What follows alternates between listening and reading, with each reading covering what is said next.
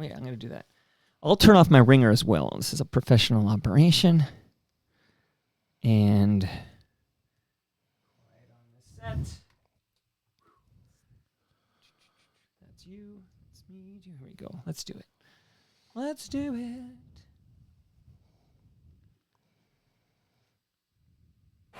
The snow has certainly eased up considerably. It's just the white stuff on the field that's the problem. Let's see how well they do. The first man coming up is Ralph Garr, the left fielder for the White Sox, who's hit 300 or better in 4 of his 6 seasons in the major leagues. A 300 average in 1976. So Bill Singer will face a tough hitter, left-hander Ralph Garr. And one of the fastest base runners in the American League, Don. Here it is, the first pitch in Blue Jay history. It's a strike with a fastball.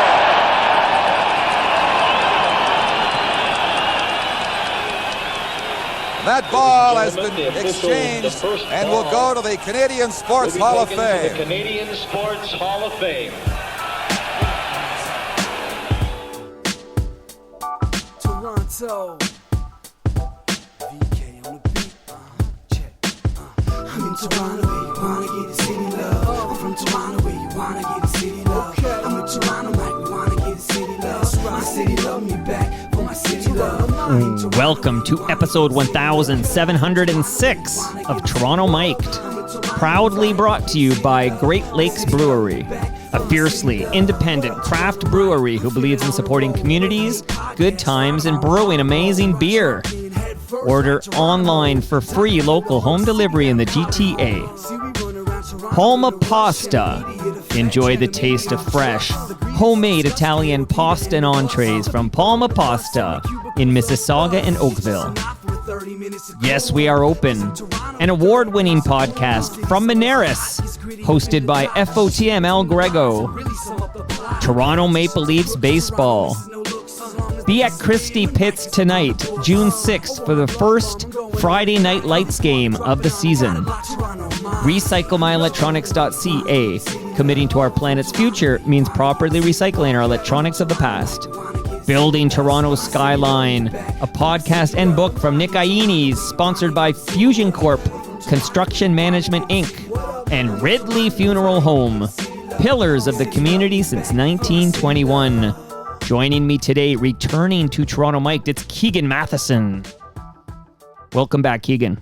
Thank you for having me, Mike. What is this, 4, 5? 6? 6? Wow. I don't know, but I want to give you kudos off the top. Are you comfortable receiving kudos? Boy, I have 1% of that left in me after this week. One more. All right. Yeah, I just had Pagan over for his exit interview, and everybody's praising him because the agenda is coming to an end at the end of the month. And he said it's like attending his own funeral. Like, people say nice things about you, and you've had a good week. Okay, so I want the listenership to know I was at your book launch yesterday, and I witnessed firsthand your adoring public coming out, taking photos with you, getting an autograph. You have a new book out. So tell me about this event last night and the name of your new book. The name of the new book, the franchise, Toronto Blue Jays, A Curated History of the Toronto Blue Jays. Well, if you wrote the book, of course it's curated. Curated by me. A curator sounds very fancy, almost as fancy like, is it supposed as to come from, I don't know, Mount Sinai or something? Come on. But the event last night was the official launch of it, and we had that at Sportsnet Grill inside the Toronto Marriott City Centre, which some of you might know is just the Windows Restaurant out in left field. But I love that space. It was the perfect place to do it. We were overlooking the field. They took incredible care of us, and it was fun, man. The afternoon going in, I was full-blown anxiety attack. Does anybody come to these things? Like, how do we... I know this feeling. And it's all of these events that we're lining up for signings and events. There's always some form of the question, like, so how many people do you think will come? Right. Which is a veiled way of asking, like, how many people like you? and I don't know. So I was very anxious going there, and then I lifted my head up, and the line was up out the door. Yeah, I took a photo. There were actual people. They didn't look like paid actors. No. And what I took note of is how young your fan base was. Like, maybe it's because I just turned 50, and somebody will call me out that it's been almost a year since I turned 50. So that's not I just turned 50. I am 50. And I think everybody's my age. Like, this is a weird phenomenon where you think everybody is like, oh, remember the 90s? And it's like, I wasn't born in the 90s. Okay, but I noticed that you had a youth contingent of Blue Jay fanatics who were so excited to meet you and to buy your book and have you sign it. That part's cool, man. It's because I think when a lot of people think baseball, they think older crowd who's been around for a while. But that means a lot to me, to see like younger people excited about the game. And it's a different level of fandom, too. It's a different type of fandom. I find the younger fans are much more interested and much more in love with players and personalities. And that's a good thing. Like, I really think that is a good thing. I got a couple of, I'm not wearing them right now. I should be. I will be on some TV hits and going back to the games. A couple of little friendship bracelets with the franchise written across it. So they were customized for me. Amazing. But it's that meant the world to me, man. Like, seeing people come out for it. It's, the book isn't free. People's time is not free. It was just really humbling, and I did not think it would be like that. It shocked me in the very best of ways. So congrats to you, not only on your successful event yesterday, even though I noticed I couldn't get a Great Lakes beer there, but I'm just nitpicking now. Great Lakes has sent over some fresh craft beer for you, Keegan, to bring home with you today. Love it. This will be put to very good use after the week that's been. Right. And your next book, I know people are like, let's talk about the next book, but you can do the book launch. That was a great location yesterday. It's the first time I was ever at that Sportsnet Grill or whatever. And in a moment, I'm going to shout out FOTMs I chatted with at that event, and then the two future FOTMs I confirmed at your event. So I'm going to shout that out in a moment. But when you do put out your next book, I recommend having your launch at the GLB Brew Pub at Jarvis and Queens Quay. I was talking to our friend Troy the other day, and I said I need to get down there. I'm really excited to go down there. And I'm kind of back into being a beer guy. I was off beer for a while. It's just you're a whiskey guy? I was having some stomach problems, aging quicker than I should. Right. It turns out just the entire rest of my lifestyle was giving me a hard time, not the beer, and I was blaming the beer for it. Right. But man, I was having a Canuck Pale Ale on a podcast the other day. I'm excited for this. It's a Mexican lager. Mexican lager here, especially. But I love our friends at GLB. That's not even an ad. I love them. Well, it's an ad and it's the truth. Okay, so I see you're rocking a coffee right now. So you just tell me when you're ready to switch to beer, and then I'll crack mine with you. You so got her. No rush. I know you got to finish your coffee first here. So I will tell you, Keegan, before I shout out the FOTMs I saw at your event, and then this is going to be all killer, no filler. We're going to talk about the Blue Jays franchise. Yeah. And again, congrats on the book. Some people who listen to this program struggle to read a book, and you wrote a book. Like, how long did it take you to write the book? I signed the deal December 2023 at those winter meetings, which people know as the Ohtani winter meetings in Nashville. So it has been a year and a half, and I'm not a patient person, so this has been difficult for me. I'm used to showing up at the ballpark, writing my story, boom, it's online, people read it. Right. And by the next day, you forget it, and you move on to the next game. It's how it's supposed to be. But this has been long and slow by design, but it's kind of changed the chemistry of my brain a lot with this job. It means a lot more to me than I thought it would. I did not go into it thinking that it would have that impact on me, and I thought it was a way to write a book. You make $10, maybe $11 if you're lucky. And I thought you lose money when you write a book. Yeah, just if I calculated out the daily average, probably, and added in the bar tabs. But it's it's been a gift, but it's been a long process. Wrote it throughout last season while I was covering the team, which in hindsight would not recommend. It's a lot all at once, but then throughout the off season, a long process of editing, cleaning it up, designing, marketing. And then more recently, more of that marketing, which I'm not used to. I prefer to just have my name and a tiny face atop a story, and that's it. Right. But this has been a little more involved. Well, it's more than just an appearance on Toronto Mike. There's a lot of Keegan action, and all the Keegan heads came out yesterday for your book launch. So I did want to reward you with a large frozen lasagna that's in my freezer, and that's courtesy of Palma Pasta. And I'm gonna, you mentioned you want to check out the GLB Brew Pub, so. The next TMLX, which is TMLX 19, is happening very soon. It's June 26th, which is a Thursday night. And that's at the Great Lakes Brewery, which is south of Etobicoke. Keegan, any chance you could make it? Maybe bring your girlfriend, bring anybody you want, because Palma Pasta will feed you your first beers on the house. People want to see you. could you make TMLX 19 on June 26th? I hope I can. Let me make sure that I didn't triple, quadruple book myself. But so if you're available, you'll make it. I've been trying to make these TLMXs. I think the last few, I had a couple last year that ran up against a game. But I want to get in on the fun again. It's been a couple of years since I got to one. So and anything at GLB. Well, here's the thing. So that's the brewery, which is south of Etobicoke. Not to be confused with the brew pub, which is Jarvis and Queens Quay. But I will have an event at the brew pub in like late September, early October. I got to nail down the date. But that would be a great opportunity for you to experience the brew pub with a bunch of great FOTMs. So maybe we'll do like both of these things. I like it. If it's early October, I might be free. We'll see. I think you will be. All right. So at your event yesterday, these are the FOTMs I chatted with. You ready? Julia Cruz. Do you know this woman? I've heard of her.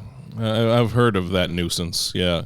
She's, man, well, I did an in-studio with her on Jay's Talk Plus the other day, and I've been saying it for a long time that she's one of the most gifted people I've ever met, but I think a lot of other people are figuring that out now. I love it. Well, lest we forget, she came on Toronto Mic'd because she was in your car as you returned from spring training in Dunedin. Absolutely. And then I don't even know if she was ready, but we kind of threw her into the fire and said, you're on the mic now. That was a long time ago now, but she lived with you for a while, right? Yeah, we lived together in a place near Trinity Bellwoods. Moved in before the pandemic, through the pandemic for a couple of years. And we've been tied at the hip. She's right next to me. It's in the press box, stuck to my right every day, and it's I'm very lucky for that. You should have her on here for her own full one. She is. I had a great chat with her yesterday. Goodness, she speaks more languages than I speak words. She is probably the smartest person I know, and she's wasting it on sports. It's terrible, but and she left you for her wife. Is that right? Like, because her wife told me that. Yeah, I officiated their wedding. Right. It was that was my big debut.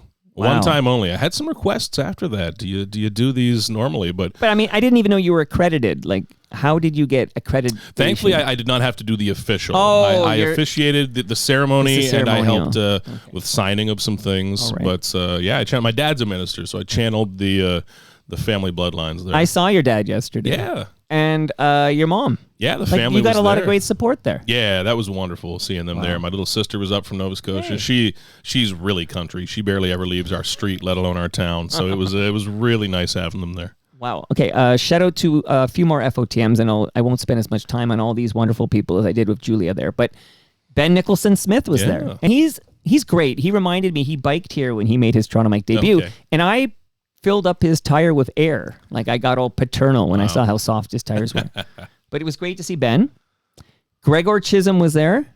He's with the Toronto Star now, but you basically took his gig at MLB.com. Am I right with my... That's right. Yeah, it happened at that time. Rich Griffin moved from Star to Blue Jays Communications.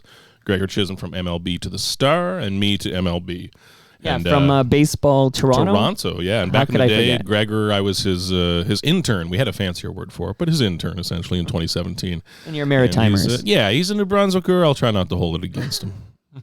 Blake Murphy was there. I love it. So, how do you know Blake? I know how you know him, but how close are you to Blake Murphy? I love Blake. And he is, to be able to do what he does on both Raptors and Blue Jays is ridiculous. And I hope people appreciate how much talent and, my God, how much time that takes for him. By the time I get to an off season, I'm ready to collapse and not talk to anybody for 6 months.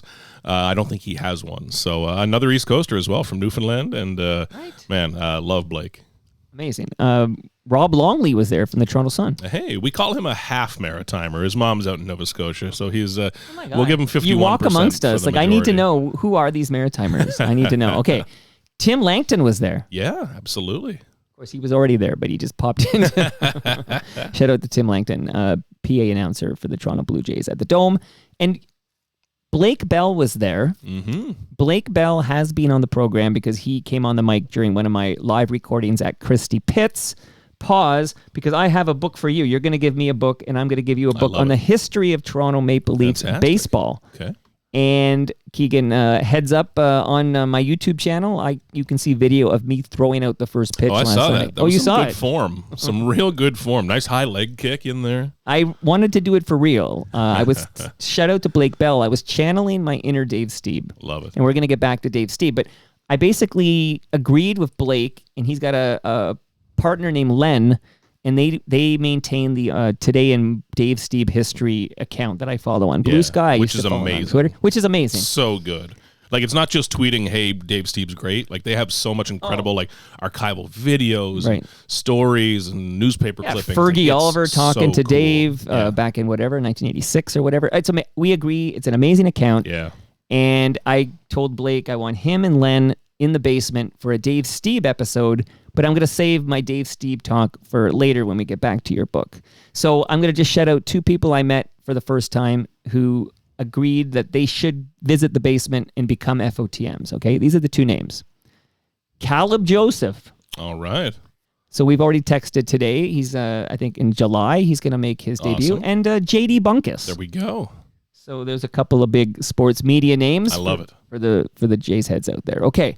So tell me, I was lucky enough to get an advance PDF copy of your book, and I was reading it. But tell me in your words, for those listening, because, Father's Day is coming up, and there's always a million good excuses out there if you want to buy a good baseball book for somebody who loves baseball. But what is your book, The Franchise, about? Is it just about the history of Toronto Blue Jays baseball since '77? I played that clip off the top, which was the first pitch in Blue Jays history. The book covers the whole history of the team, so you're going to touch on every single era, but I had to be picky. So what I landed on was that this is a book about why you give a damn about the Blue Jays, why people care about this team. If I was to write a history book without the word curated, this book would suck. It would be very long. It would probably be 10 books. Nobody would want to read it. There could have been so many wasted chapters of, after this year, they traded this guy for this guy. And at a certain point, I had to accept, okay, I can't touch every single thing. I need to be picky. So when I go back to the original years at Exhibition Stadium, what interests me? What 2 or 3 things really interest me? When I think of faces of this franchise, this organization, okay, what 5, 6, 7 people really interest me? Right. And then beyond that, it was a matter of balancing chapters I thought I had to write, because you have to write about Joe Carter. You have to write about Bautista, those great mid-'80s teams, and balancing that with new things. Because if this book was only about the history of the team, well, who cares? Those books have been written, and I wanted to add something. So I hope that at least several of these chapters are new and fresh. That includes Shohei Ohtani. That includes the COVID years. That includes some chapters about players' lives around this city, coming to Canada to play for this team, and some broadcaster chapters. I loved writing about Tom Cheek, Jerry Howarth, a chapter on Allison Gordon, which I really enjoyed writing, and then one on Dan Shulman, one on Buck Martinez at the end. The Buck chapter might be my favorite in the whole book, but I wanted things that added to what's out there, because I don't view this book as just like, here it is, it's the book about the Blue Jays. God, no. There have been other books written about this team. There are going to be more books. There have been 2,000 stories a year written about this team, but I want to add to that. And this, I think I landed in the right place with at least the idea. Execution, I'll leave that up to everyone else. But I think in terms of trying to balance it and being a little picky was the right way to do it, instead of stretching it too thin, too shallow. All right, I have some hard-hitting questions you might not get on Sportsnet All right. here, but I do want to read a quote from Buck Martinez. He says that your book is a terrific read. That's a direct quote from Buck Martinez. Direct. I paid these people a lot of money on the back here. Buck was more than kind with his time, but not only for his chapter, but giving me some quotes for the book, reading through it. Buck's amazing. Could you help me get the legend that is Buck Martinez on Toronto Mic'd? We got to do it. I'll see if I can grease the wheels. I would love Shulman's been on a couple of times. Yeah. Howarth has been on. I can tell you Buck would love it. And here's the maybe the censure here is that Buck Martinez's son attended my primary school at the same time that I was at this primary school. Shout out to St. Pius X. I love it. That's a fact. You can drop that on the Buckster. He is writing this book, and because Buck and I were friends, we're around each other all the time. But when you write a chapter about someone in a book like this, it gives you an excuse to let it fly a bit more and ask things you normally wouldn't ask. And God, I loved writing that chapter. It's the very last one in the book. Well, and we're going to hear from Tom Cheek and Jerry Howard throughout this chat, because I actually pulled some choice radio calls. That call off the top was the television call by Don Chevrier from April 7, 1977. I'm going to play another clip from Tom Cheek on that day. But we're going to hear, it'll be nice to hear some Tom and Jerry as we kind of talk, because you curated the content from the history of this team for your book, which I thoroughly enjoyed, but I've curated your curation. But I mentioned a hard-hitting question. Okay, so the hard-hitting question is, how do you strike a balance? Because you mentioned there are the names you have to talk about. Joe Carter, Roy Halladay, Carlos Delgado, Dave Steeb, Cito Gaston. These are names you have to talk about. But there is a name you have to talk about who, let's face it, his name was ripped from the level of excellence at the Dome, and he's persona non gratis at anything to do with Major League Baseball. But how I guess you, like, how was your thought process with regards to possibly, debatably, the greatest position player in the history of the Toronto Blue Jays, two-time World Series champion, Roberto Alomar? I had to think about that one early in the process in terms of how I'd address Alomar, how I would include him or exclude him. And that was early on when I was still figuring out how do you curate this thing, and that decision process took, it was more of a process of having the confidence to say, okay, I won't include this chapter, I will include this. And I kind of had to hit a point of just, okay, screw it. I'm allowed to. It's my book. I'm allowed to write about Carter, maybe not write about this guy, that guy. Sure. And when I came That's the curation part. Yeah, when I came to Alomar, I did include, there's about a page on him right at the front of one of the subsections here. And when you get into, let me remember what my own book is called. I think he wrote, there's a guy, he wore number 12, he hit a big homer against Eckersley, yada, yada, yada. Let's move on. Part number 3, Faces of the Blue Jays, just about 100 pages in. At the very beginning of that chapter, the way I framed that was, listen, like these are the people on the level of excellence. There's a guy who used to be there, Roberto Alomar, and this is why he's not. Although when you say this is why he's not, you don't know, or maybe if you know, you're not publicly, like we don't know why he's not. We just know there are people who know and have decided that we would agree. I don't know if I'm wording that properly, but we don't know. We just know he did something that is immoral. Yeah, there were, and I'm trying to remember the year this happened, was 21, 22. COVID has messed my years. But due to the, and I'll actually bring open the chapter here just so I can properly quote myself. Yeah, here. Quote yourself. Where are we here? And again, we'll move on from Alomar, but I figure they're not going to talk about Alomar maybe on a Sportsnet hit or whatever. No, but I think it would be ridiculous to pretend like he didn't exist. 2021, and so it was 21. That's right, coming out of COVID, and the Blue Jays announced they were severing all ties, and MLB placed him on the ineligible list. I was trying to remember ineligible or restricted, and he was terminated. Right. Now at that point, they took him off of T12. All of that. Took it away from Rogers Center as well. And those were due to the multiple allegations of sexual misconduct for Robbie Alomar. And MLB had its investigation. I don't know the proper wording if that was in cooperation with the Blue Jays or separately, but had their investigation before that decision was made due to those multiple allegations. And that's after which he was decided to be scrubbed and wiped from Rogers Center. And the decision I came to for the book was that that needed to be said and acknowledged. Of course. Why? And beyond that, I decided that, listen, if players bring him up and say Robbie was big to those teams, I would let that quote ride. No problem at all. If players mention him in a sentence, when Robbie and Joe came over in that trade, I'm not going to scrub that. But beyond acknowledging why he was not in the book, I decided not to go further out of the way to tell more of his story. I have written about the decision after those multiple allegations and the decision to terminate him, put him on that restricted list, but chose against giving him a chapter or a larger spot. That's about a page and a half at the just prior to that Dave Steeb chapter when we get into the faces of the franchise. But it's something that had to be acknowledged, something I didn't want to go further on, but you have to acknowledge it. And again, when players, it's sprinkled through, I'm sure, a dozen different spots where players will say, Robbie's home run here, his play here. Let that roll as it was, but otherwise didn't give him any more airtime.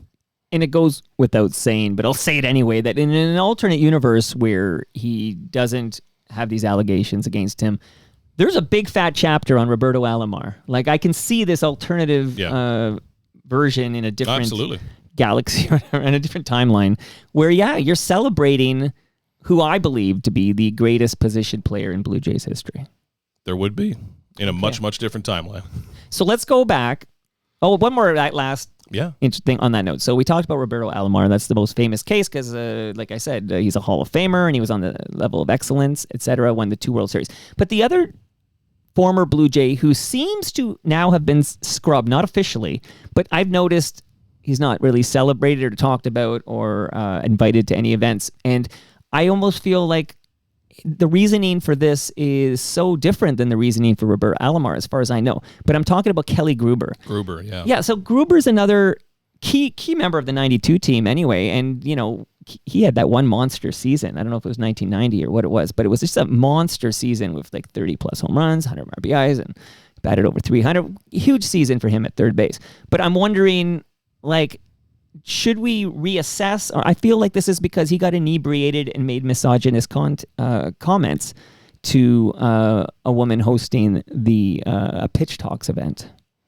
Yeah, and Gruber, that's another one where I decided he was not to the level of player for a chapter whatsoever for me. Right. But when you go back to when he did make a fool of himself with some sexist comments. Said some stupid shit. In front of people, which is layers of stupid. Yeah.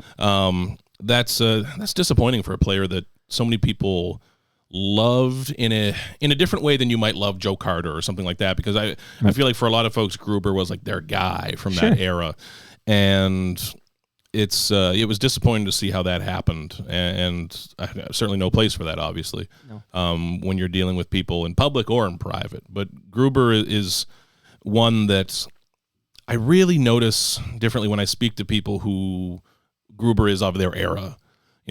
Everyone has that guy who is, maybe they're not the best guy on the team, but they're third, fourth, fifth, and they really have that fan base. The sense I get is that in that era, Gruber was that guy, and that people really, really loved him as a ball player for his style and some of the peaks that he had. But he's another that through the book, I believe if you name searched him, maybe mentioned a couple of times as guys brought him up, whether that be in plays or retellings of stories. But I don't think one that I gave any air to myself. No, I mean, he was never going to make it to the level of excellence. But, man, that was a monster year he had. He had that one. Goodness. And he was a part of our 92 Blue Jays. Okay, so the rest of this chat, Keegan, will be less controversial. I feel like we're going to have a celebratory great chat. And I'm going to bring us back to 1977. Yeah. So off the top, I played the first pitch. Do you know, this is a piece of history I don't think everybody knows. We'll find out now. But do you know what happened to the first batter in Blue Jays history? So you saw Bill Singer pitch to the leadoff batter for the Chicago White Sox. Do you know the result of that at bat? No, tell me. So I watched the inning in its entirety. Yeah. And I actually didn't know what happened to the batter, because we always know the first pitch was a strike. They took the ball, made it to the Hall of Fame, et cetera, et cetera. But Bill Singer walks that guy. So the first batter for the White Sox takes first base on the walk here. But this happens later in that game. 1 ball, 1 strike. 2 Blue Jays down. Alt gets into one. This one's well hit. Forget about it. It's a home run. That was way back there. First baseman Doug Alt has electrified this crowd at Exhibition Stadium. That one hit between the 375-foot power alley sign and the 400-foot straightaway center field sign. A tremendous shot. And the first ever Blue Jay to hit one out is Doug Alt. So put a star by it and save your scorecard. That, too, will become a collector's item. That's great audio. Great audio. And that's Tom Cheek. And I think he was calling the game of early win. So this is before Jerry Howarth was with the franchise. You can hear a little early in there. But maybe this is a good chance to, because we will hear a little Tom Cheek and Jerry Howarth throughout. But that first game in 77, I know I'm too young to have watched it. I was a toddler, but you were not even born yet, Keegan. Not close. Not even an idea yet, no. How old are you, Keegan Matheson? Is that... I was born in 90, so I was even kind of young to remember the World Series. I can't pretend to have I can't memories. imagine you could remember 92, 93. So this would be like my memory would be that first Jays homer. But Doug Alt would go on to hit 2 home runs in that game. And he has a tragic, sad end to his life, gone too soon, Doug Alt. But maybe a word or two, if you don't mind, about Tom Cheek, the late, great Tom Cheek. I loved talking to people about Tom Cheek and what he meant to that era. I think there's a special relationship between broadcaster and fans, but especially the first broadcaster, the voice that introduces them to a team. And speaking, especially with Jerry, about the stories he would tell about he and Tom, how different they were, but how much they complemented one another was incredible. And one of my favorite parts of this book was going back through archival Toronto Star or old footage of games, and not just trying to get the retelling, but trying to understand how it felt at the time and what people really felt and thought at the time, instead of revising it 30 years later. Right. And it made me an even greater fan and gave me more appreciation of Tom Cheek and what he meant. So to have Jerry be happy with that chapter really meant a lot to me, and that was a special one to talk about that and to listen to some of those old calls. I love that call there. Tremendous shot. Great voice. Great voice. We will hear more Tom Cheek. We're going to hear more Tom Cheek than Jerry Howarth, because I noticed a lot of these big moments were Tom Cheek's calls, because he was the main play-by-play guy. And then Jerry Howarth, when Tom... Well, sadly, we all know another sad end. So there is some sadness in the Toronto Blue Jays history as we talk it through here. And Tom Cheek gone far too soon, and he's missed by every Blue Jay fan. That's without a doubt. So Keegan, I've read the book, and we're gonna at the end we'll get to Shohei Ohtani, because I need to spend a little time on that. But could we spend a little time talking about the gentleman? In fact, as we set it up, I'm actually going to play it. I'm out of order now, but that's okay. Right. I'm going to play a little more Tom Cheek. Here you go. 1 ball, 1 strike to Brown. The pitch, a swing, and a fly ball right field. Junior Felix is there. He's done it. He's done it. Dave Stieb has his no-hitter. Dave Stieb has his no-hitter, finally. He has done it here in Cleveland. He is being mobbed by his teammates. Dave Stieb has pitched the first no-hitter in Blue Jays history. And we're still waiting for the second, but that's David Andrew Stieb. Could you please chat with me a little bit about a man I believe 100% belongs in Cooperstown? He should be in the Baseball Hall of Fame. That call is from 4 days before I was born. Wow. And I am not a young man for people watching the video of this. That's how long it's been. It's my whole lifetime since a no-hitter. And there's something mythical about no-hitters, especially in Toronto. And Dave Stieb fascinates me more than any baseball player who has ever played in this city. Dave Stieb fascinates me because not only was he great, he often seemed like he was battling with greatness and battling in some way with the attention that came with it. And I was so fascinated reading back through old magazine stories, newspaper stories about Stieb. Not only how he was talked about, but how he would talk about himself. Like there are some Stieb quotes from back in the 80s that I dug up to include in this. They're incredible. And that paints the picture of someone who was trying to wrestle with his relationship with fame and the sport. And you, of course, along the way, get a lot of teammates saying, like, man, he never screwed up. It was always us. He had the evil eye. Most of them also said he softened with time, and it's a different thing. But I wish that we had a big chance to revisit the Stieb Hall of Fame conversation. I mean, like in a formal way where a Veterans Committee with the Hall of Fame is considered. How do we do this? I have a question, because this came up yesterday at your event when I was chatting with Blake Bell, and we talked about, speaking of, tragic sadness or whatever, but we talked about how Tim Raines had a champion and how this spread or whatever. Yep. And I'm legit curious, because I'm going to do everything within my tiny little power. Okay, I'm going to do my part.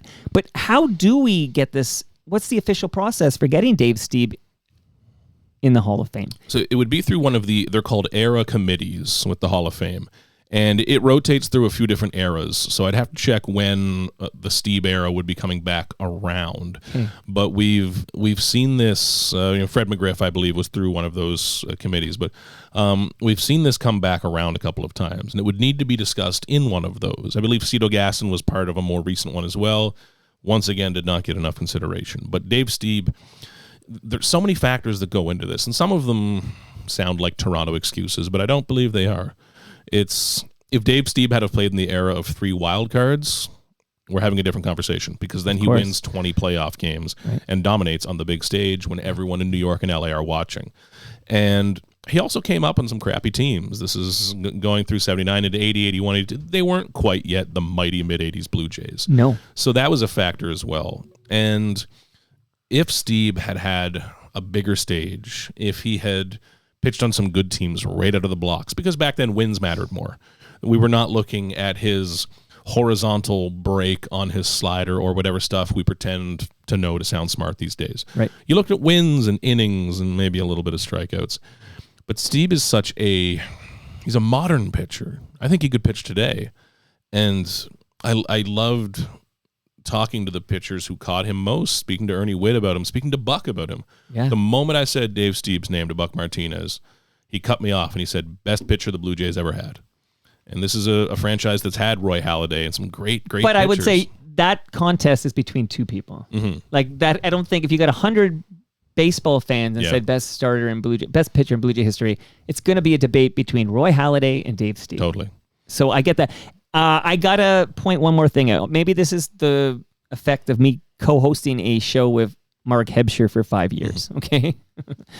I miss Hebsy on sports. I'm just throwing that into the universe. Shout out to Hebsy. But when I talked to people who covered baseball, and I talked to a lot of them, Larry Milson and Dave Perkins, I talked to all these people who covered Blue Jay baseball in the 80s, and to a T, they all will tell you that Dave Steeb was not an easy guy to get along with. Like, he wasn't media friendly, and the reporters like Hebsy had very difficult times with him, where he may even be like a bit of an asshole. Mm-hmm.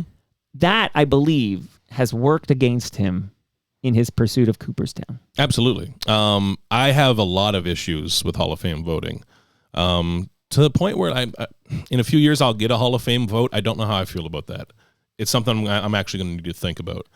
And I have an even bigger problem with this weird phenomenon where it turns into a grandstanding couple of weeks of, here's my story on my ballot. I'm like, okay, are we trying to do the best possible job here, or are we all trying to have a moment in the sun? I don't like it, how it works. I also don't have a better solution, which I should, but it's flawed. And the human element does come into that. I think we saw that with Carlos Delgado as well. But with Steve, when you have a rep for being bad with writers, it's hard to recover from that. That does tilt some coverage. That does especially get around. When writers, all we do is sit around and chat with each other and gossip. There's lots of time. Word gets around if you're an asshole. And for Steve especially, there's a lot of different ways to be an asshole or have some edge about you.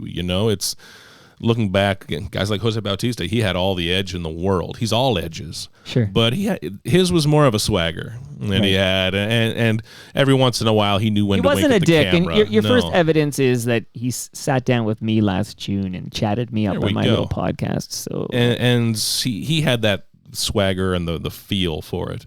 So many of the stories I hear about Steve are a little further in the other direction, where it was abrasive.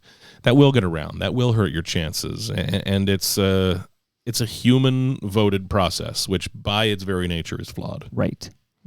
I also want to shout out another great Blue Jay reporter from back in the day who's been down here to tell me many a story, but I got to shout out Bob Elliott from the Toronto Sun. Got to make sure I do that. Hey, so I know you've seen the Captain Ahab, John Boyce. Amazing.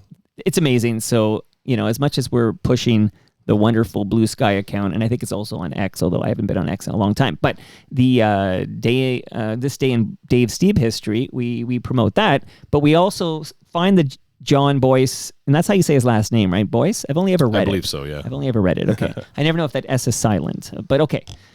Find it. And here's a little fun fact from it. Okay, so Dave Steeb, as you know, Keegan Matheson, from history books, because you were very young, or unborn, I should say. Dave Steeb lost 2 no-hitters in 2 consecutive starts, and both times the Blue Jays were 2 outs, and there was 2 outs and 2 strikes in the 9th. So that's 8.2 innings of no-hitter by Dave Steeb, and he's got 2 strikes on the batter. This happened 2 consecutive starts. Obviously, both times he lost the no-no. There was that one bad bounce, and what a time. I'm so glad Dave Steeb finally got his no-hitter. But according to John Boyce in this wonderful YouTube documentary I highly endorse, the mathematical odds of that happening, 2 starts in a row going, 8.2 innings and having 2 strikes on the batter. 1 in 241 million. Amazing. So just take that in for a minute. Because I had a blood clot in my brain, Keegan, and it was like they said 1 in a million, and I was thinking, oh my God, like it's like winning the wrong lottery. Jesus. This is quite something.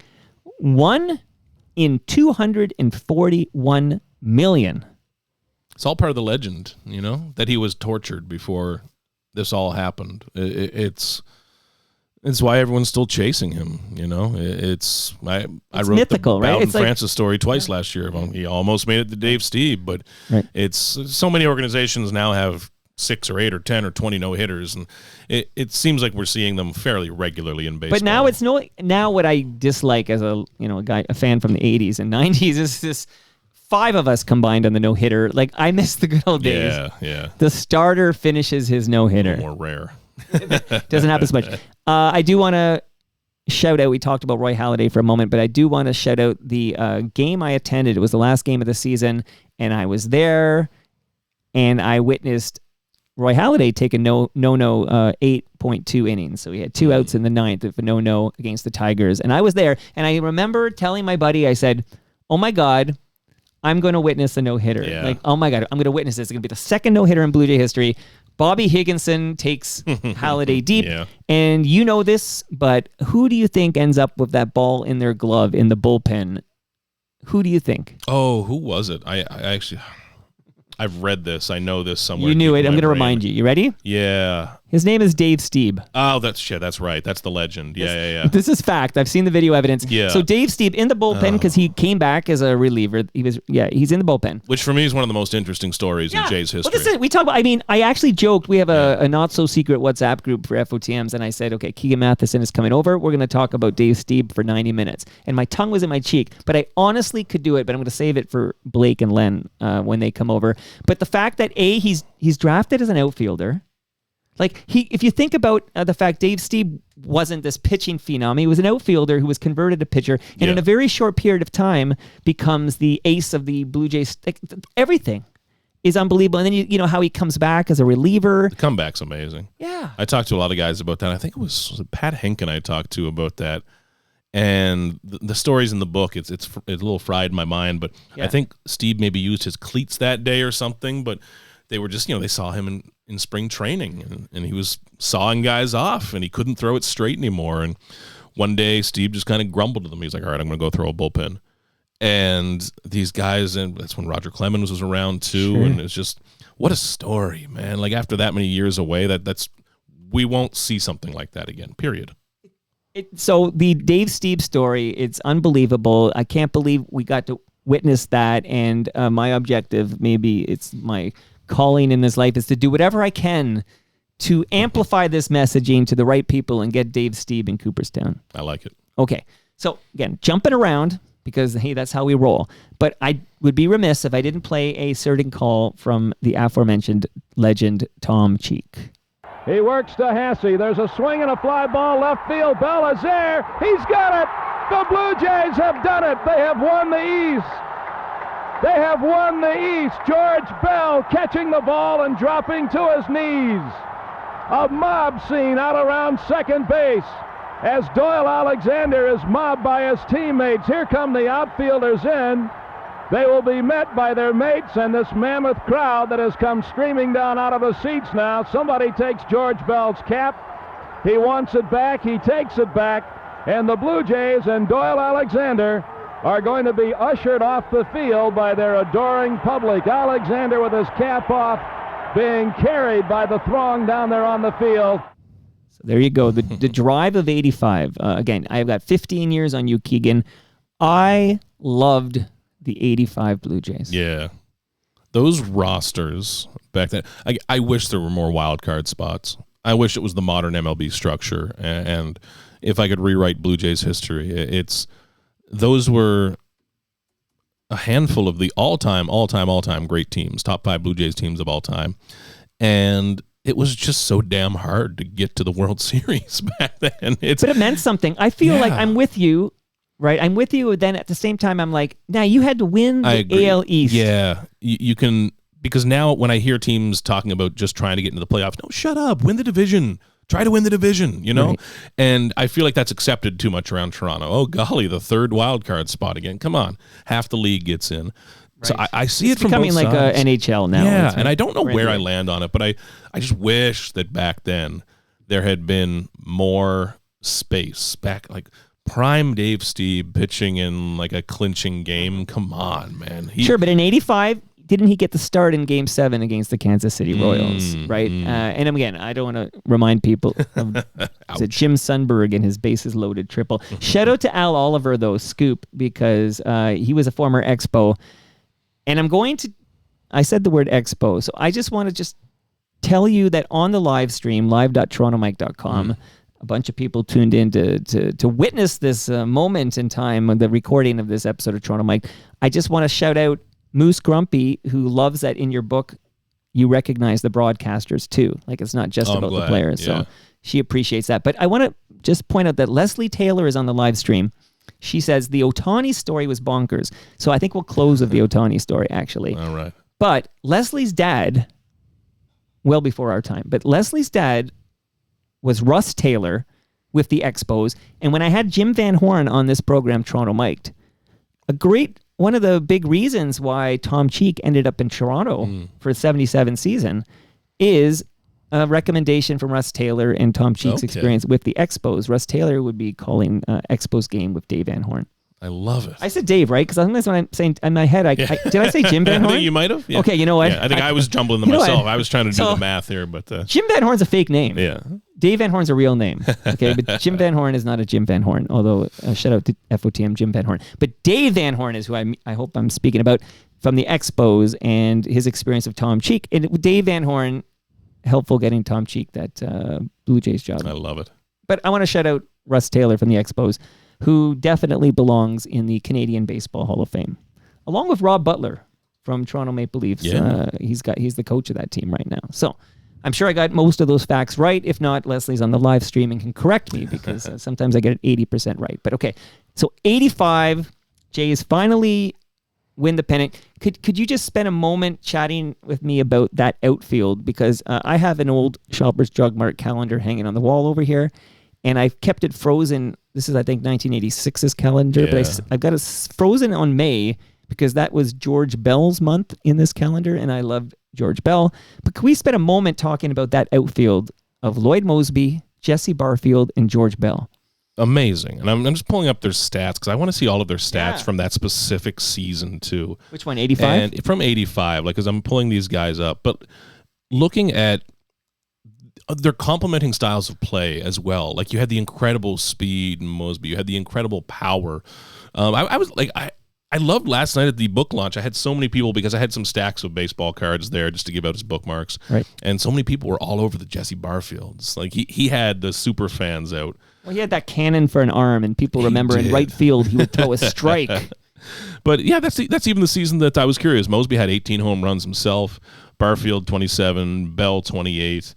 But I was looking for the steals that season. Yeah, all over 20 steals. Moseby had 37 that year. I was looking for the speed between all of them. Like, such incredible athletes. And coming up together, like a young outfield like that is the dream. And especially the same age almost. Yeah, and the Blue Jays, I mean, they haven't developed an outfielder in forever. It's a weird weakness of this organization now. Was it Vernon Wells? Shannon Stewart? Kind of, Vernon Wells. But they've developed a lot of guys who have come up and kind of been around. But in terms of like a face, it's been infielders, But that outfield is wild to me. So much just raw talent in that outfield. And at those ages, they're all hitting their prime at the exact same time, going through their mid-20s. Another thing I just wish they had have gotten a couple more cracks together because what a group. What a group. And the final game at Exhibition Stadium, we didn't call it a walk-off back then. We didn't have this nomenclature, but George Bell ended it with a home run. And I recorded that game to VHS, and not that I could play it, but I have the VHS cassette around the corner. But here's another moment from George Bell. Hi, I'm George Bell. You listen to Toronto Mike. So there you go. Nice. Number 11 here. And a shorter amount of time, so that's sort of like, that's a big time for young Mike. And I think a lot of people my age, that drive of 85, we had a 3-1 lead in the ALCS against the I won't talk about what happened. I mentioned the Jim Sundberg thing, but if we're going to talk about heartbreak, I just want to spend a moment because FOTM Gare Joyce made a tremendous audio documentary entitled The Fall of 87. And because it was deleted by Rogers and was no longer in their podcast feed, I basically just went rogue and said, I'm dropping it in my feed because I want to share this. It's so good. I just went rogue. Don't tell they're not listening, right? No, never. Rogers, it wasn't me. I'm like Shaggy over here. But a moment, though, on what I think, again, speaking to fellow Gen Xers who love the Blue Jays, that 87 collapse, I'm still kind of haunted by it. That's the one that makes people cringe if you were fans of that era. That's like the team you do not mention. You know, and I don't think this current era of Jays fans has something that close. So for a lot of folks, it's kind of 2021, that great team that just missed. There's some heartbreaking playoff losses, but that was extravagant. That stretch, then with Tony Fernandez and what happened. Ernie Witt, no, Buck Martinez. Who went down? Was it Ernie Witt or Buck Martinez? I know Tony went down. Yeah. With that hard slide of Bill Madlock, I think it was, at second base. But one of our catchers went down, and I'm thinking it was Ernie Witt. Right. And then even I knew the Coles notes of the story.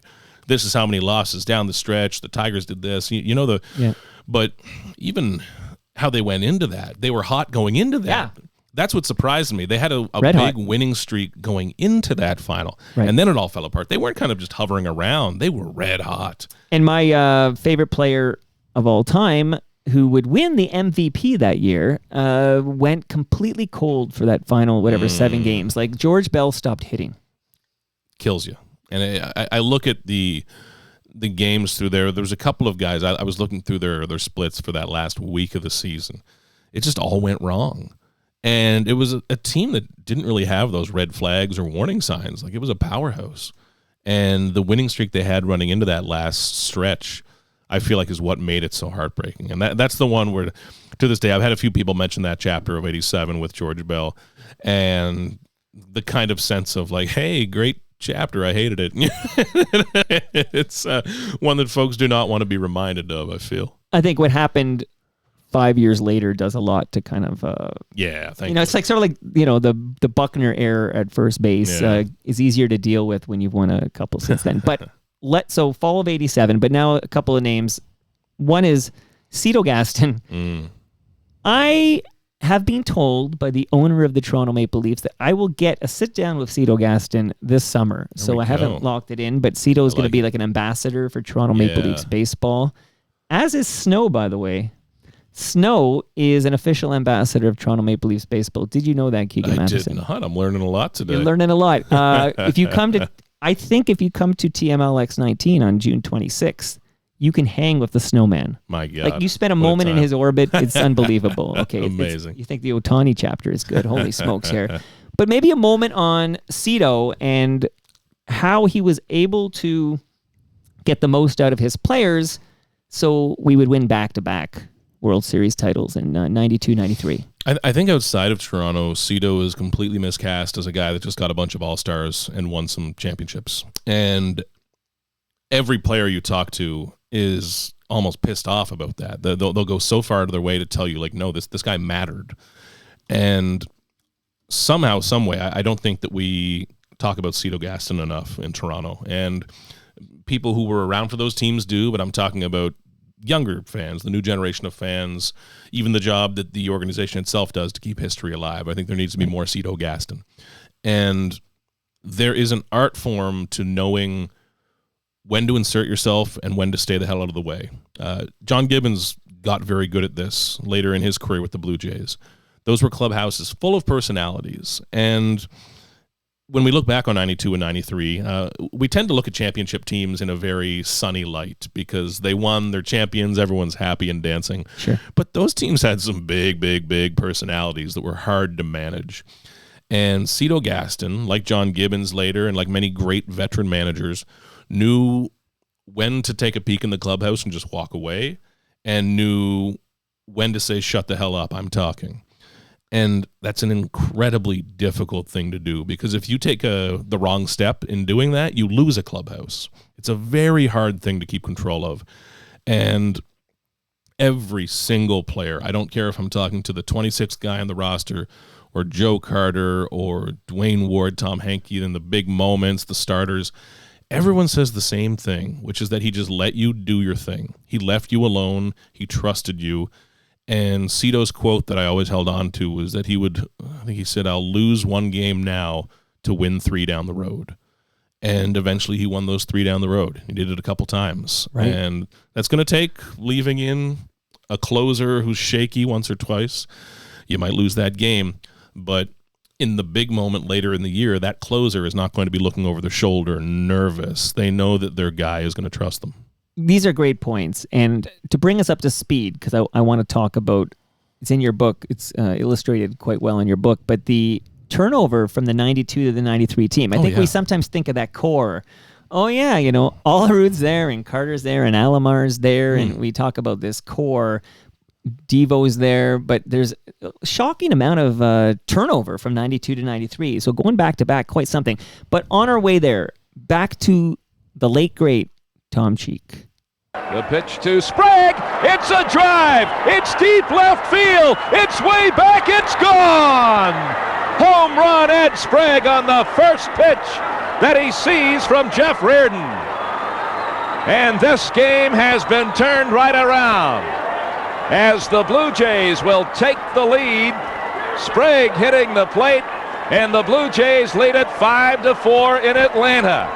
Ed Sprague coming off the bench to pull the trigger on the first offering from Jeff Reardon, and he goes deep over the left field wall. Are Blue Jays fans appreciative enough of the home run from Ed Sprague in 92 in Atlanta? Oh, that one needs to be talked about a lot more. Especially, again, I bring it back to the younger generation of fans, and I don't mean that to crap on them at all. I just think that this organization at times has done a strange job of keeping its own history alive. And the Sprague home run, everyone knows Bautista and Carter, but the Sprague home run going into that, the Winfield double, like some of these massive moments that maybe don't have as much footing as they should. And I love talking to Ed Sprague about that. He's, at least last year, was working with the A's, I believe still is. But I'm fascinated by that, and similar in the Joe Carter moment, like just how one play can define someone's career and their life. Like Carter's the extreme. He can't get out of bed without being asked about that. But Sprague, I knew it was the millionth time he'd told the story, but you can tell it still meant so much to him. And he's another guy who said he owes his whole career to Cito Gaston and moments like that. But it was also fascinating to hear how much different baseball works today versus back then. And he said, listen, I just got with a couple guys in the dugout, and I think the conversations were just like, is it high or low? Is it a fastball? Is it a heater? What's this guy like? There's no iPad. There's no charts. I was going to say, no iPad made an appearance. It was just a quick chat with a veteran in the dugout, and boom, go up and be a baseball player. And there's probably should be room for a bit more of that. But, man, what a moment. What a moment. And it kind of, for a casual Jays fan, Ed Sprague wasn't really on the radar because Kelly Gruber was your third baseman, right? So it's an interesting passing of the torch sort of situation there. But you mentioned the Dave Winfield double and what a hit that was. And I didn't pull the double, but I pulled this. Otis Nixon grounded out to short in the first, grounded out to short in the third, popped up to short in the fifth, base hits in the seventh and the ninth. Waggles the bat and he waits. Timlin to the belt. Pitch on the way, and there's a bunted ball. First base side, Timlin to Carter, and the Blue Jays win it. The Blue Jays win it. The Blue Jays are World Series champions. They come pouring out of the dugout, and they are mobbing Carter, and they go down in one big collective heap over by the first base bag here. A big pile up. Somebody on the bottom might be hurt in all of that. The Blue Jays have won the World Series. For some reason, I always loved the one big collective heap. That was always one of my favorite lines. He was so good at just describing what he saw, and this will play in a moment when I, touch them all, Joe. It's like, make sure you touch those bags, Joe Carter. But wow, there it is, 92 World Series champs, that moment, Timlin to Carter. And so many thoughts. One is that, can you imagine John Olerud at first where he would normally be? Like, I feel like Joe being there, you get the leap. Like, Joe was so exuberant, where John Olerud was so low-key. But there's another name I feel is not talked about enough, John Olerud. Like, Oh, yeah. because these big personalities and these great players are surrounding him, you almost don't have oxygen to talk about the sweetest swing I've ever seen. One of the best, like, just pure hitters in the history of this team. And what fascinates me about Olerud, and I'm a big baseball card collector, and I collect a lot of Olerud, and I love collecting old rookie cards of his where he's listed as a first baseman and a pitcher. Because coming out of college, he was like original Ohtani. He used to be a pitcher and played both ways in college ball, and had some legit talent at it. Like, he could strike guys out. He wasn't just eating innings. So I love, similarly, I love collecting Carlos Delgado catcher cards. Right. But any cards that list Olerud as a pitcher as well, I'm obsessed with, because I loved him as a hitter. I wish he played for 1,000 years. Like, he's one of my all-time favorite baseball players. And man, like, what a player. That run at 400 this season he had was one of the coolest all-time seasons in this organization. I love John Olerud. Okay, so as we make our way to 93 here, I'm now reminded of that great story John Olerud tells about playing, I guess, with Ricky Henderson, where Ricky didn't remember playing with John Olerud. Do you remember this story? Oh, no. Like, okay, so it's like, do I know you or something? And I think John's like, yeah, we played together in World Series 93 for the Blue Jays, but I think this was with the Mets or something. But Ricky Henderson, there's another name. I can't believe he's gone. Yeah. That's unbelievable. Ricky Henderson no longer with us. That's just gone far too soon here. Okay, so I'm going to tie up some loose ends, and I'm going to shout out a couple of sponsors, and then I got to tell people, if you care anything about baseball or Blue Jays baseball, the franchise, A Curated History of the Blue Jays by Keegan Matheson. You mentioned Gibby earlier. How'd you get him to write the foreword? He was great. At first, he told me just to write it myself and make it sound good, but I eventually got him going on it. But Gibby was great to me for the book. I loved writing the chapter about him. He was great on some other chapters, especially Josh Donaldson, kind of lovingly giving him some crap. But hearing players talk about John Gibbons was one of the more meaningful things about writing this book. It's just like Russell Martin had my favorite quote in the whole book. He said, "He feels like home." I just thought it was the most amazing thing I'd ever heard said about a manager. And Gibby was great, though. He's only getting more Gibby by the years, and he was really generous for that. So I loved the foreword. It was an honor to have that from him. Amazing. I mentioned I had to mop up a little loose ends here. Chris Cooksey did write in when Chris Cooksey heard that you were coming back to Toronto, Mike. The question, and I don't know if you have the answer, but he says, and I think we all know the answer, but why did Manny Lee switch to Manuel? He went downhill after that. This is the Chris Cooksey take. Yeah. So it reminds me of Albert Bell, Joey Bell. He was Joey Bell, Albert Bell. Yeah. But yeah, Manny wanted to be Manuel. That's his right. It's another one. Like I like collecting Jorge Bell before George Bell baseball cards. I love collecting the Jorges.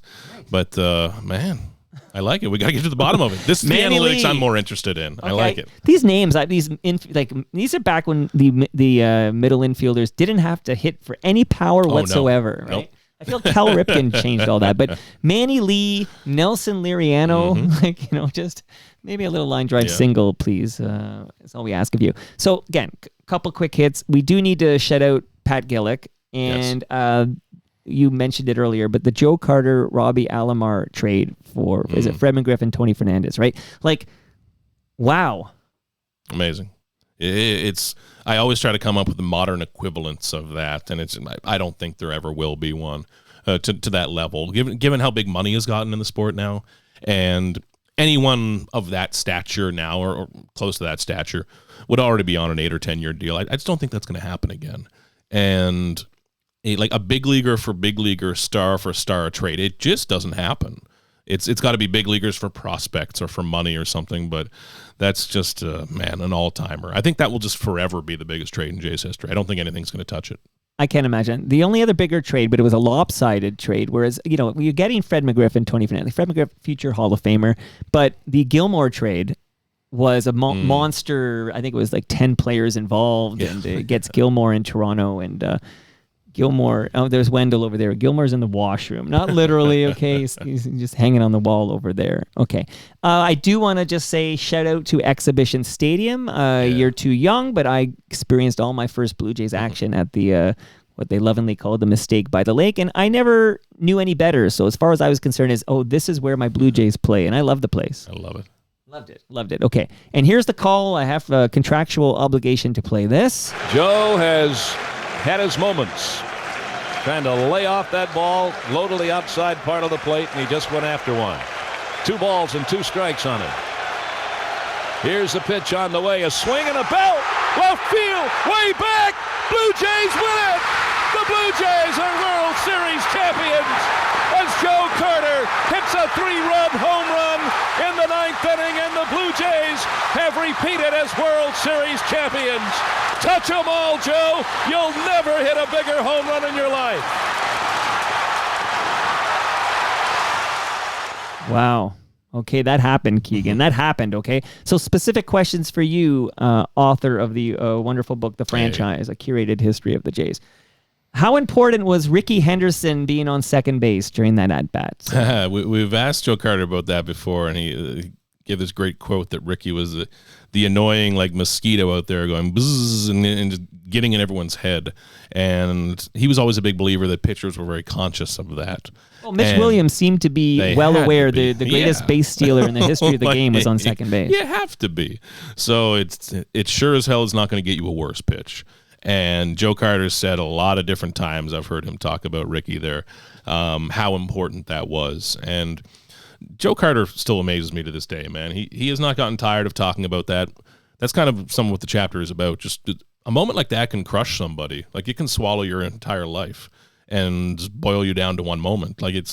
There are many stories of these great players who have these big, great moments, and it kind of drives them nuts, like winning the lottery or something. It sounds great, but a lot of them go crazy. So Joe Carter's embraced it, and I think it's really incredible how he has. And I've seen him at 100 different galas and alumni events, and he nails it, man. He treats every single person like it's the first time he's been asked about it. Okay, well, I'll just tell you my experience, which is last June I had Joe Carter on Toronto Mike for the first time. Nice. So he's sitting where you are. Well, not in this basement. It was at the Joe Carter Classic, but we're sitting a couple of feet away from each other. And I play that very clip I just played, and he does this look. I wish I had a camera on him, but he mouths it like he lip syncs the thing, and he does this kind of eye roll, like, okay, here I go for the 1,000th time. Yeah. But he's very gracious, to happy to talk about it, and I think if you're known for hitting a walk-off homer to clinch a World Series, there are worse things to be known for. So, yeah. So now is our opportunity here, before I give you a couple more gifts here. This is our opportunity to talk about the turnover between the 92 World Series champion Blue Jays and the 93 World Series champions, because there is a core that's intact, but there's a lot of change on that roster. It's almost half the roster. It's crazy, and I don't think that's enough of the story often enough. The amount of moves that went into that, and some of them were necessary just based on contracts, but some of it was very proactive and very bold at the time. And going back through newspaper archives and stuff, not everyone loved them at the time. A lot of it was like, whoa, really? You're taking this and doing this to the world championship team? But that's what a great front office does. They are strong in their beliefs. And that front office certainly was. And they said, listen, we need to do this before something goes wrong, or before we have to. We want to do it when we want to do it, not when we have to do it. And I'm so impressed by that. I think that's always going to be the model in Toronto. And the sheer number of players who were turned over and how they reshaped the top half of that lineup too, which was really exciting. But man, the when it goes from Whamco to Ham Cow, that is a hell of a lineup, man. Incredible, unbelievable. And a couple of other key changes, of course. Dave Winfield out, Paul Muller in. There's a significant change right there. And of course, we talked about Ed Sprague earlier, but third base is now Ed Sprague's domain, and also the Tom Henke. Terminator Tom Henke. Now it's Dwayne Ward as your closer, and you don't miss a beat. Amazing. I love looking back at Dwayne Ward's seasons. A reliever throwing almost 100 innings. Dwayne Ward's another guy that could be dropped into 2025 and still succeed. He was a modern reliever. And all these unsung heroes that we're rediscovering. Now, speaking of unsung heroes, I got to shout out Al Grego, who's going to be playing live not this Saturday, but I think next Saturday for his 50th birthday. He and his band, the Royal Pains, are going to play live. But he's not just a great singer. He's also the host of Yes, We Are Open, which is an award-winning podcast from Moneris. and the season 8 finale just dropped. And if you haven't listened yet to the season 8 finale of Yes, We Are Open, you're missing out on one of the sweetest episodes featuring Brenda and Rick Coletta, owners of the Parlor and the Fry's The Limit in Thornton, Ontario. So subscribe and listen, Keegan Matheson. I will. I'm there. I'm in. You're in. Okay, well, here's a measuring tape for you, courtesy of Ridley Funeral Home. Thank you. They got a great podcast called Life's Undertaking. I like it. That you should subscribe to. And speaking of great podcasts, Building Toronto Skyline, we're recording a couple of new episodes next Friday, but Nick Iones is the host of that show. I get to co-host, and Nick has stepped up to help fuel the real talk over here. And last but not least, if anyone listening, or you, Keegan, have old cables, old electronics, old devices, don't throw it in the garbage because those chemicals end up in our landfill. Go to recyclemyelectronics.ca, put in your postal code, find out where you can drop it off to be properly recycled. Is that a good idea, Keegan? Absolutely. Please save the environment with us. Roy Halladay. Yeah. And I remember in real time thinking, I think he is as good as Dave Stieb. And I remember having a moment near the end of his Blue Jay career when I decided maybe he's even better than Dave Stieb. So it's impossible to really compare these two greats. But Roy Halladay, regardless, hell of a pitcher and a Hall of Famer. Amazing. And hearing old teammates talk about him fascinated me. I talked to Ricky Romero a lot about him, and I leaned a lot on those for the stories. Ricky coming up as kind of the fresh rookie, maybe the next big thing, right. And Roy as the established great pitcher in Toronto. And Ricky was fantastic for the book, and said that, like his version of it was like, listen, like early on I was a little nervous, but then he caught himself and was like, dude, like I'm from East LA, like I can go up to this guy. This is not scary. This is Roy Halladay. And the relationship that they built was so incredible. But the Roy Halladay story, I mean, unfortunate and as tragic. More tragedy. As we talk, I realized there's a lot of tragedy. More and more. There's something in this org. But and again, another example of a guy who I wish was pitching on better teams. Again and again, we keep coming back to this. Right. But and with better logos. Yeah. And I really grew up on Roy Halladay. Like I was an Elgato and a Holiday guy. And every fifth day there was Roy Halladay. And the absolute model of consistency and of greatness in Toronto. And this gets brought up a lot, but the true sign of how respected and liked he was that when he requested the trade and was eventually dealt, there wasn't a huge uproar. There was some people upset, certainly, but a lot of folks are saying, okay, like, you know what? You've given enough. Like, go get a World Series. And I'm so glad he had those moments with the Phillies and the perfect one. And it's just an incredible, incredible career. I wish he was still around coaching ball and working with young pitchers and being way too intense in a bullpen somewhere. But I remember the stories, Bob Elliott, et cetera, would report on the fact that he was like up at 5 a.m. work. He'd be first to the park to do his workout and everything. Like his commitment to fitness, for example, and to his craft, second to none. Unlike anyone. And the very rigid robotic routines he would go through every day. Players, pitchers, position players who were with him still tell those stories of how dedicated he was to an extent that it was difficult for people to keep up even when they tried. Wow. So Roy Halladay, I mentioned, had many great years of the Jays with that awful logo I never liked. But Carlos Delgado also had the unfortunate circumstance to have to wear that logo that Toronto Mike did not like. But you mentioned Carlos. You had Roy Halladay and Carlos Delgado. Yeah. And is this another former Blue Jay who belongs in Cooperstown? Yes, and he's tainted by the steroid era. He had no connection, none whatsoever. But that entire era, even if it's not the steroid talk, it's the fact that all those numbers were jacked up around you. And that limits not just your candidacy, but your year-to-year All-Star games, Silver Slugger, stuff like that. A few other factors with that. If he had maybe gotten one more year in the big leagues before that hip injury really hurt him, you'd get that 500 home run plateau. That changes everything. Right. 500 homers. And on top of all of that, I wrote a bit in the book about this, but Delgado was also politically outspoken as well. And in a very thoughtful, intelligent way, I think. He is, to this day, such a fascinating interview because he's so well-spoken. But that also rubbed some American writers wrong. 100%. And he wouldn't stand for the American, the Star Spangled And that was Banner. a big issue. Because of their treatment of Puerto Rico. Exactly. So here's this Puerto Rican star who plays for that annoying team up in Canada who's in New York, and he won't stand for God's anthem. That pissed people off. And again, that brings us back to the fact that this is a human-voted thing. So all of those are factors.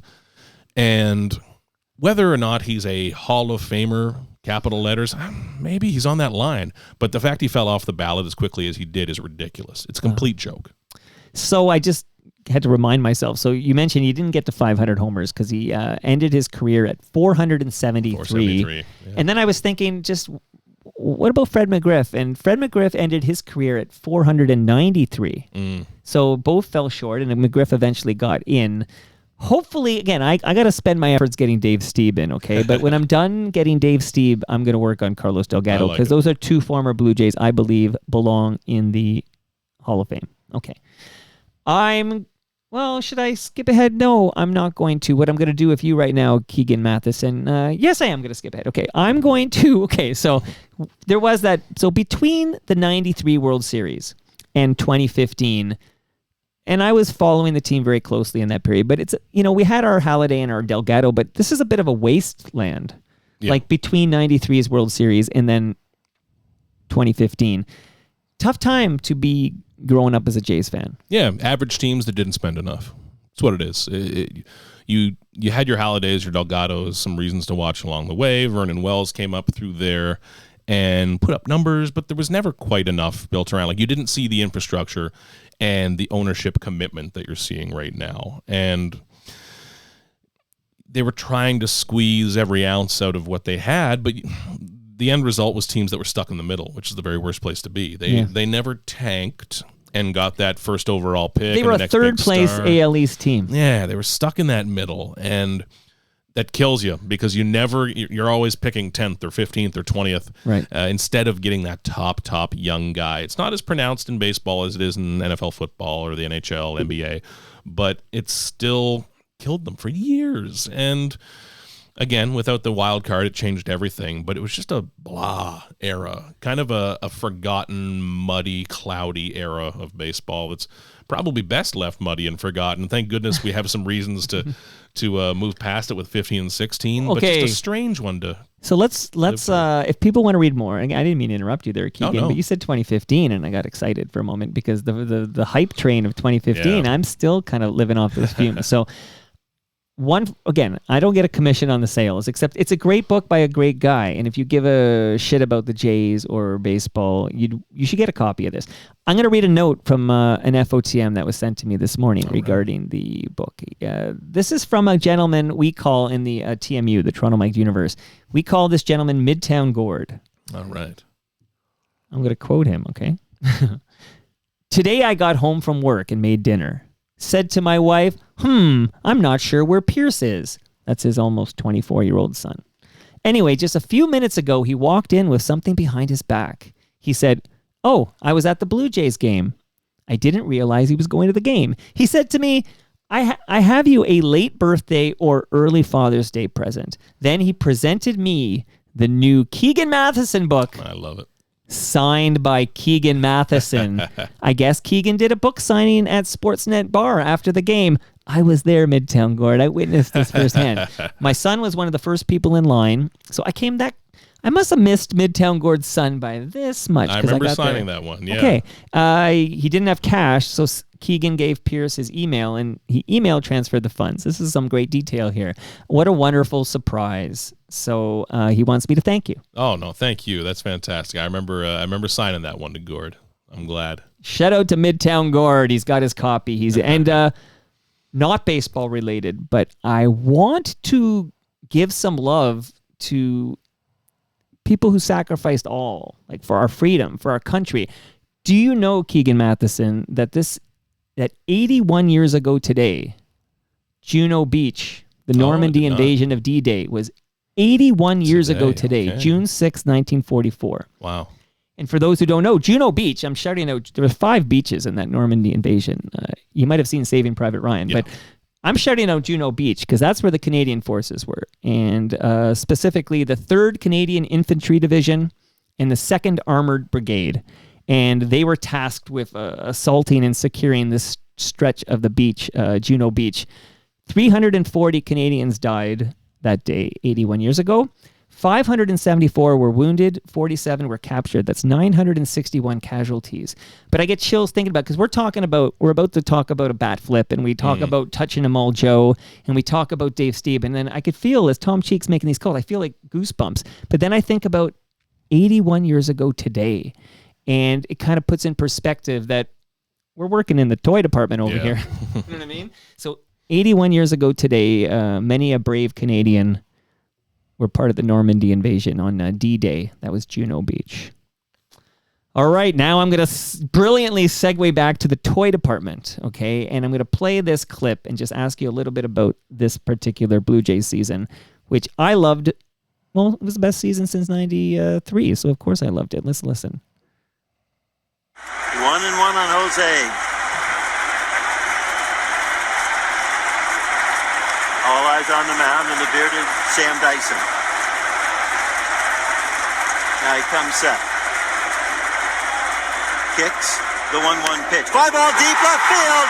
Yes, sir. There she goes.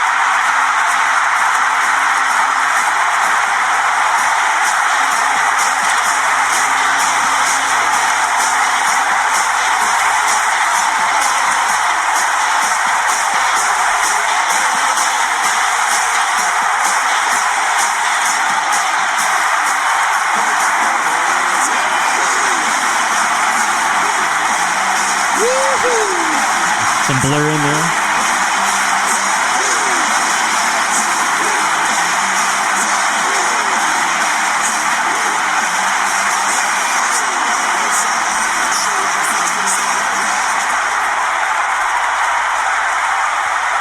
And letting the crowd ride us. I love how Jerry... Blue Jays 6, Rangers 3.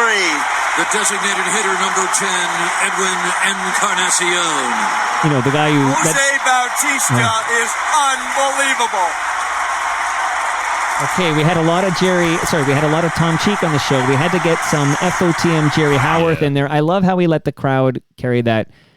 But that was the bat flip. And again, we talk about that bat flip. I think we're starting to talk about it a bit like it was a walk-off or something. But that was the 7th inning, everybody. Yeah, it's definitely remembered as a walk-off, strangely. But it's... an all-time moment, man. And for anyone that's under 38, 40, that's so were you there at the Dome? No, I was not. That was a couple years before. I started covering the team in 2017. Right. I've only been around for the bad stuff, but Jose still got it, though, man. He's talking to him for this book. He still has that same edge. He's still like... He still looks like he could play. He has never changed a bit, and I never want him to. He's one of the best personalities in baseball all time. No argument here. I got to talk to him at that Joe Carter Classic last year, and I'm back there in a couple of weeks, so we'll see who shows up for that one. A couple of quick notes. One is I'm glad we got some Jerry Howarth in there. I'm really glad Jerry Howarth got a big call. Yeah. Because he was supposed to call the 92. It was his turn to make that call, and he handed the mic to Tom Cheek and said, "You've been here since day one. Yeah.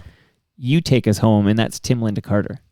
Amazing. And Jerry deserved that for so very long, especially for how graciously he handled that. But Jerry's call on that was perfect. And how he let it breathe for a little bit. But can I tell you what? Now I'm nitpicking here. Hey. I'm picking nits. Who's going to stop me? This is Toronto Mike. This isn't Toronto Keegan. Okay. I don't know why the game ops people have to bring in the music. So God. I don't know why I have to. Even now I'm thinking, oh, great. Like YouTube's going to give me a block on that because I've got some song 2 in there. I don't understand if that at that moment, because we won't, we don't have time to go into it, but we know what happened in the top half of that inning. Yeah. Okay.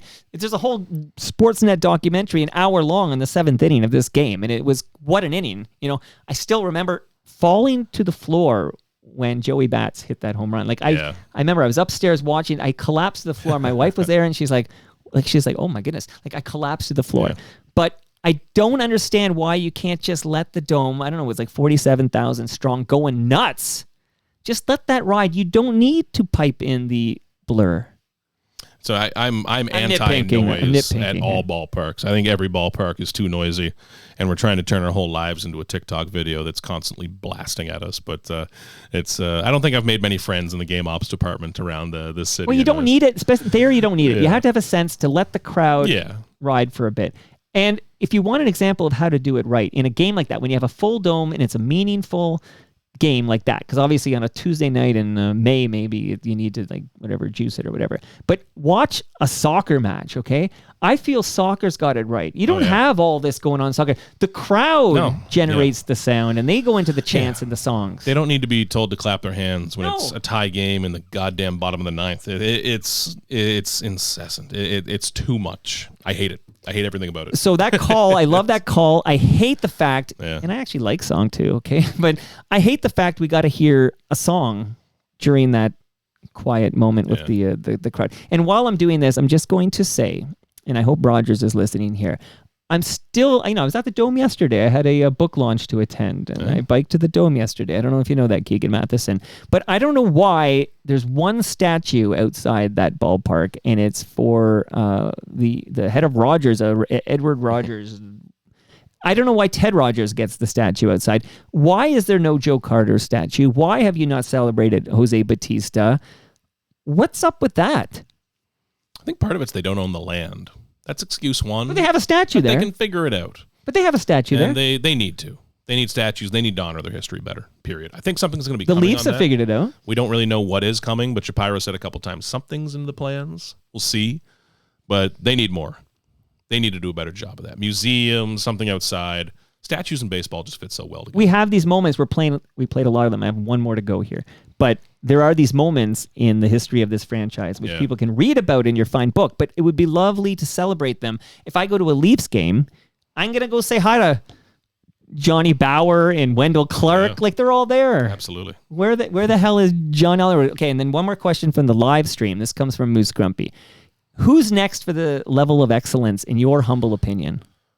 Buck Martinez. Really? I'm actually surprised. Jerry Howarth, I think, should be there as well, next to Tom Cheek. I would love to see. But Buck, what he has meant to this organization is so rare. And there's some players, Edwin, Jimmy Key, are kind of on that conversation. I don't know if they're there. But what Buck has not just meant to this organization, but baseball in Canada, I think, as a player, a manager, and then a broadcaster forever, that's pretty rare, man. You're not going to see another Buck Martinez in this country. And working on his chapter made me appreciate that even more. I'll be a big proponent of Buck being on that level of excellence. I hope I cover that day someday. I'll be very proud to if it happens. But I hope it's when he can enjoy it as well. Well, I think it's a no-brainer that when he decides it's time to hang up the mic, the headphones, and call it a career. He's had a long, great career behind the plate and then broadcasting. I think that's your moment right there. Seize the moment. Yeah. I was thinking, what about a John Olerud? You mentioned Jimmy Key. I feel Jimmy Key, we haven't even mentioned his name, super overlooked, and maybe he was a bit overshadowed really by Dave underrated. Stieb. Definitely. Yeah, okay, so here's some possibilities here. I do see that, yes, okay. I'm just checking out who's on it right now. What about I don't see Tom Henke's name on this list. No, it's, I don't know, for a reliever, I feel like they have to be like an all-time great maybe, but it's, there's a lot of guys like that, like Edwin, like Jimmy Key, who are kind of on that line. I don't know if they're kicking the door down, it's, you also don't want to go too long without adding somebody, right? They've just added Jose. Batista was added in fairly recently. You don't want to go too long until the next guy, but I hope Buck's up there. Okay. Now, that's one more call from Jerry, and then one more topic I want to talk to you on our way out. You've been amazing. Thank you. I hope I'm not taking... I don't know if we ever talked about how much time I would take, but here I am just taking as much time as I want. Is that all good? I've got a few more minutes. Okay, a few more minutes? Okay. So one more call because FOTM Jerry Howarth got to make this call. Even though they've turned a lot of double plays. Oh, there's a drive to deep left field, and the ball game is over.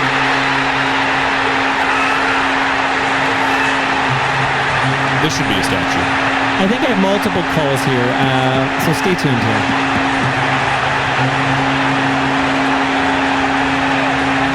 is the television call, right? Yeah. I thought I pulled Jerry, but I messed up everybody. Let's see what I got here.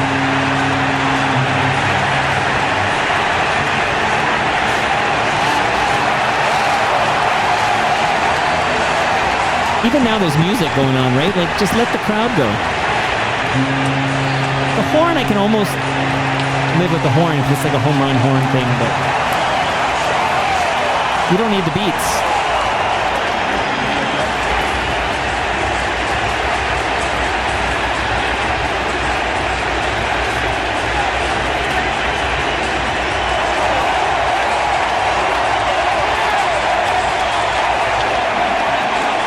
Okay, so there's a long, again, this is not the Jerry Howarth call, if you heard that voice. I think I set it up incorrectly. But this was the walk-off in 2016. So before I talk some Shohei Ohtani with you, the 2015-2016 teams, like, what did it mean to this franchise? And maybe a little word on why the Rogers decided to replace Alex Anthopoulos and Paul Beeston kind of in the midst of this, I guess. Yeah. Well, it brought them back and made the Blue Jays cool again. They were not cool for a very long time. Happened a few years later with the Raptors. And just being cool, being a social destination matters in pro sports. It's how you make money. It's how you keep a fan base. And Edwin's moment, like him standing atop home plate with his arms straight up in the air, that should be a statue in this city, I think. And that walk-off win against, you balled to him. Why the hell he was in the game, I don't know, but God bless it. Those teams, they had some attitude. You know, you look at Bautista, Encarnacion, Josh Donaldson, my God. You look at even the pitchers they had from Stroman through adding David Price and Russell Martin to all of that, who was all attitude at the time. Yeah. They could beat you, but they could also kick your ass if something happened. And that's why people loved them. They had an edge to them, and it captured the city, like completely captured the city again. And we're still chasing that high. It hasn't come back. It hasn't been close. Well, we haven't won a playoff game since 2016. Since I showed up. Yeah, Keegan, can you go somewhere else, please? Happily. So much love. I'm of the belief that maybe we didn't need to bring in Mark Shapiro from Cleveland. What do I know, though? I don't cover baseball, but I do know that after years and years of disappointment and feeling, and this is me speaking for me, so I don't want Jays fans to get mad at me, but it just felt like there were no consequences, and we just kept bringing back Shapiro would be president, I suppose, and then Atkins as GM. And then we're going to talk in a moment about Shohei Ohtani, that this season, 2025, I'm not really following this team at all. Like, this is why we're winding down here. I know I said I'd close with Shohei Ohtani, but I want to ask you about Allison Gordon. Yeah. Because tell us about Allison Gordon and how important she was, like a trailblazer. Yeah, well, Allison Gordon was the first woman to be a full-time beat writer of a Major League Baseball team, and was running up against years in the era. She came in the early 80s, coming out of the late 70s, where women being in the clubhouse to report on Major League Baseball was not just an issue, but it was banned, and it was a matter of the courts at that point. And her coverage in the Toronto Star, number one, like brilliant, lively writing, fun storytelling writing. Her book, Foul Balls, if you can find a copy of that on eBay or buried in a library somewhere, is an incredible look into that era of baseball. But how she handled that and how she wrote about that. I mean, I am 6'2" and big and have a loud voice and a beard. When I walk into a clubhouse, I fit. I do not know how it feels to not fit in a clubhouse. And I benefit from that every single day when I walk into that clubhouse, of at least looking and sounding what people consider to be baseball-y. And for Allison Gordon to walk into that clubhouse as a woman in 2025 is still far more difficult than what I do. But in the early 1980s, incredible. I'm so grateful that I got to learn more about Allison Gordon and read her book, which is fantastic. I recommend anyone who can get it. But, and And then some of the books she wrote later in her career about a character who was a baseball writer, but like solved crimes. Incredible. But I loved writing that chapter. And I think that we as writers and media in this city need to do a better job of kind of remembering and commemorating people that came before us. And what she did stands above so many others and is really special. I want us to all remember what she did in her career. No, I'm glad you had this multiple chapters on the storytellers, and we talked about Tom and Jerry quite a bit, and of course the great Dan Schulman, and there's a voice for you. And Buck Martinez, we're going to get him on the level of excellence, but Allison Gordon has a chapter as well. So thank you, Keegan, for writing about Allison Gordon. All right, we're going to close with Shohei Ohtani because it's fairly recent, but you have a great chapter. I'm on page 86 of your book, which you have autographed for me. But why did you call me Midtown Gord? Just kidding here. I love it here. You, signed it for me, Toronto Mike. Only Mikes in Toronto can buy this off me. It'll be on eBay in about a half an hour. Just kidding. Just take us home, the greatest hits of the Shohei Ohtani chapter. Yeah, I saved a lot for this book on Ohtani. I was there as it all happened in Nashville as that all broke loose. So I kind of set the stage for that chapter, taking you behind the scenes of what it was like to cover that and how strange it was. Very, very, very strange. But also some more information that has not been out there yet on what the Blue Jays did to try to court Shohei Ohtani, what happened when he toured their facility, what he was interested in, what the Blue Jays had set up for him, for his dog, for everything else, and how secretively all of that happened. And also some more information on how close the Blue Jays really were. I do not think they were used. And I think that's kind of a crutch that people in Toronto use a lot, but we're a big city and a cool city. People want to come here. It's not always being used. We were a strong second? Is that fair to say? We're not always being used by Big Brother in New York or L.A., okay? And this chapter left me with a greater appreciation for how close it really was. But this chapter has the most new info in it, definitely in the book. There will be an excerpt of it tomorrow, Saturday, in the Toronto Star. Actually, it's run in digital, but this will be in print in the Saturday Star. But that one was fun to write and fascinating to report because there is some info that hadn't been out there before, and it's just a story that fascinated me. No, they didn't get him. That chapter's not going to bring him back, and I'm sorry for that. But I think as time moves on, I think I'm still interested in it as a story, and I wanted to kind of preserve that in time. Well, thank you for covering that moment. That I can tell you, we had a TMLX event at Palma's Kitchen.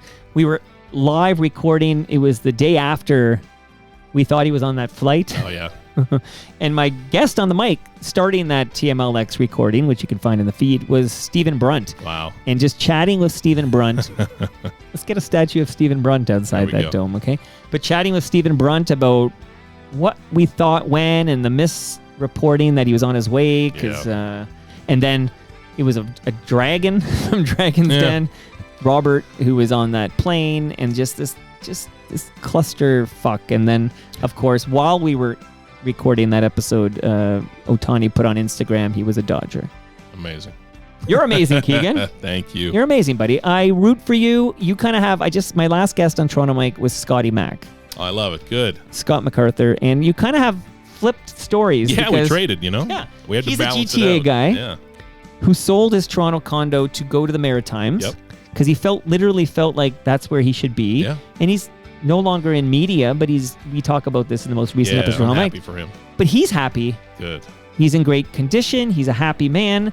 And you're a Maritimer who felt a calling. I remember your story about, I guess you were working at a bank and the beer, and you ended up coming here. Yeah. And now you've got all these people coming out to see you, to get you to sign your book and take selfies with you. You're a BFD. You're a big ticket in this city, Keegan Matheson. I appreciate it. I'm glad that Scotty Mac's balancing me out, though. We can't tilt the scales too much to the big city. The big city gets enough advantages. And you're both sweethearts. Hey. Are